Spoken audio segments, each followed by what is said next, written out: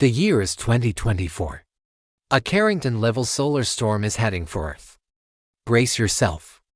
In 1859, the sun flared up and unleashed 2,500 suns worth of energy onto our planet. The largest solar storm ever recorded. Back then, it was just a mild inconvenience. Today, it would be total societal collapse. It's the biggest space weather event in recorded human history.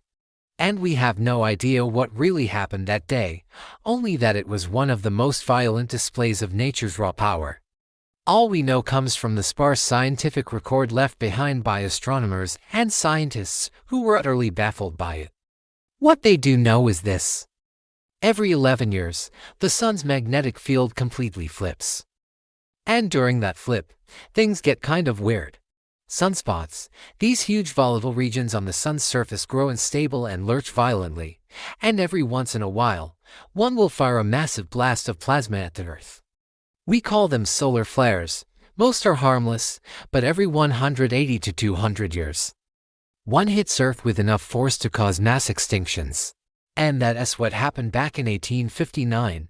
A massive coronal mass ejection ripped off the sun and barreled towards Earth. At the time, all anyone knew was that something strange was happening up in the sky. The first hints of the coming apocalypse were weird auroras dancing across the night sky in places where they'd never been seen before. Telegraph systems across the globe began to freak out, sending sparks flying from their keypads and setting some of them on fire. People started getting zapped when they touched the keys.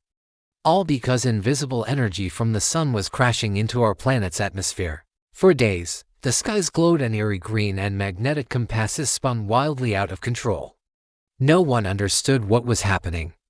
But one thing was certain, every electric telegraph in the world was broken. But back in 1859, there were more important things to worry about than telegraphs. No one even realized that what they were witnessing was the largest solar storm in recorded history. Fast forward to today and our world is totally dependent on electricity. When that telegraph system went down back in 1859, it only affected a few dozen people on Earth. Today, it would affect billions. Our entire infrastructure would grind to a halt. Planes would fall from the sky, trains would derail, cars would swerve off the road. Chaos would reign as billions of people suddenly found themselves thrust into a world without technology. And it wouldn't just be a few days of inconvenience either. Entire nations could be wiped off the map. After the initial shock, people would begin to die. Hospitals would quickly run out of supplies, followed by grocery stores and gas stations. Looting and rioting would likely break out within hours in many cities.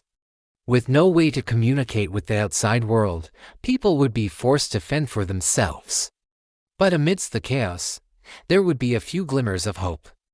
After a few weeks, solar panels would begin to generate power again and small fires would be lit across the globe as people huddled together for warmth.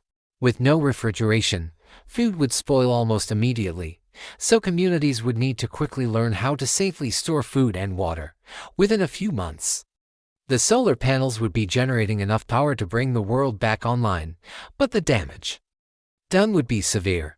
The global economy would collapse and many nations would be pushed to the brink of war as they fought over dwindling resources. Some countries would emerge stronger from the chaos. But it would take years for the world to return to normal. Every major electronic device on Earth would need to be replaced and many satellites would be destroyed. It would be a devastating blow to the global economy and would likely push the world into another ice age, as the world grappled with the aftermath of the Carrington Event.